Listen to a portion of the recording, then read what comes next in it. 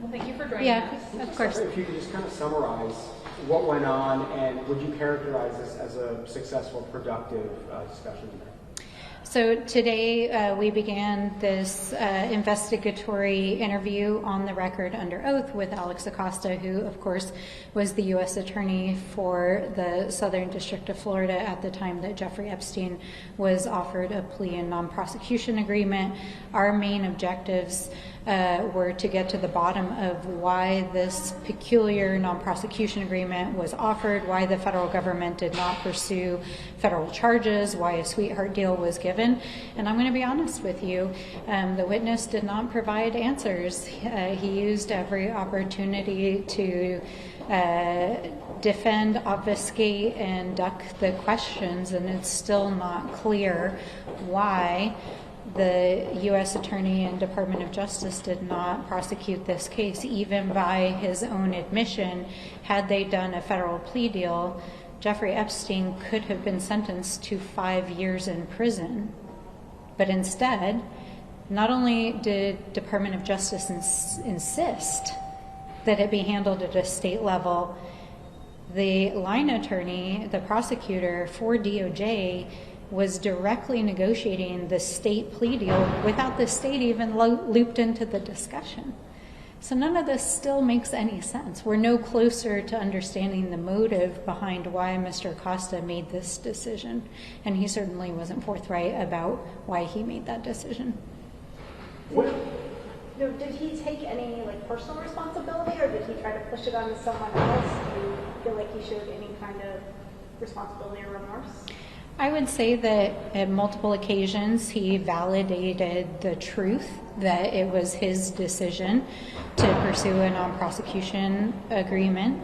When pressed on the matter, we asked about whether the chain of command below him had recommended non-prosecution at the federal level, and he admitted that the line prosecutor, as we already know, highly recommended prosecution at the federal level, and in fact had written an indictment. Did he provide any clarity as to how it was that Jeffrey Epstein was able to still commit some of these horrendous acts even after he had already been prosecuted and sentenced by his office? So his office did not prosecute. That is the problem. In fact, Acosta chose, it was his decision, and he owned that today. It was his personal decision, even against the recommendations of his own line prosecutors, to not pursue federal charges. He was the one who chose to push it back to the state. But what is peculiar and does not make sense here is that he himself said he didn't trust the state prosecutors. And so why did he send it back to the state instead of pursuing federal charges when his superiors at DOJ said there was clearly federal charges? He was the one who decided to send it back to the state, and then he had his federal attorneys negotiate the plea and non-prosecution agreement. And so as a result of that and that decision, ultimately he took a plea deal in which he received 18 months in a county jail under work release.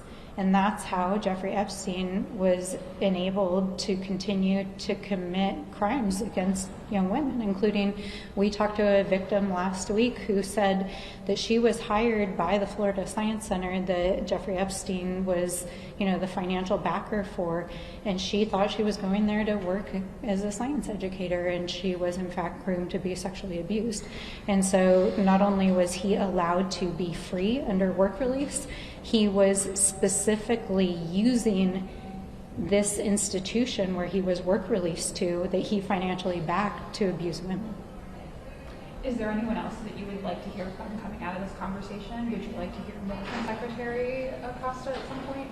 Oh, there's a lot of people we'd like to hear from, but certainly, I think there are a whole slew of other witnesses in this case. There are a whole slew of co-conspirators that we know were intimately involved in the large-scale financial transfers, the actual physical movement of women and children through Jeffrey Epstein's life, and of course the financial records and transactions and the financial institutions that at best look the other way as they knew financial crimes were being committed, but at worst were complicit in them.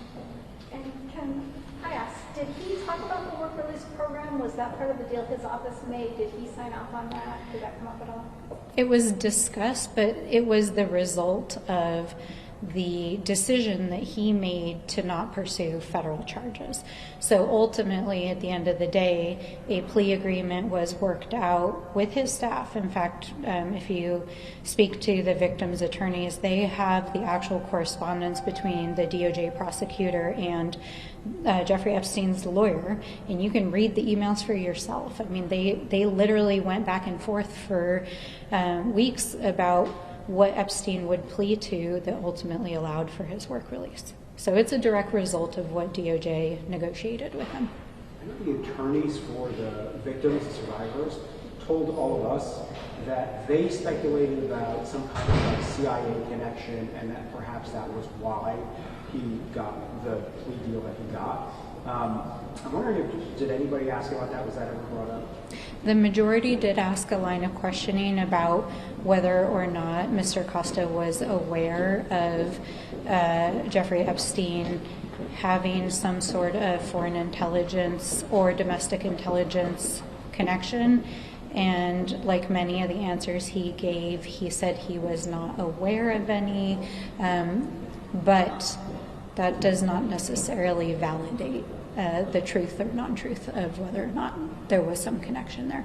But that was how it was answered in the room. Okay. Yeah. I mean,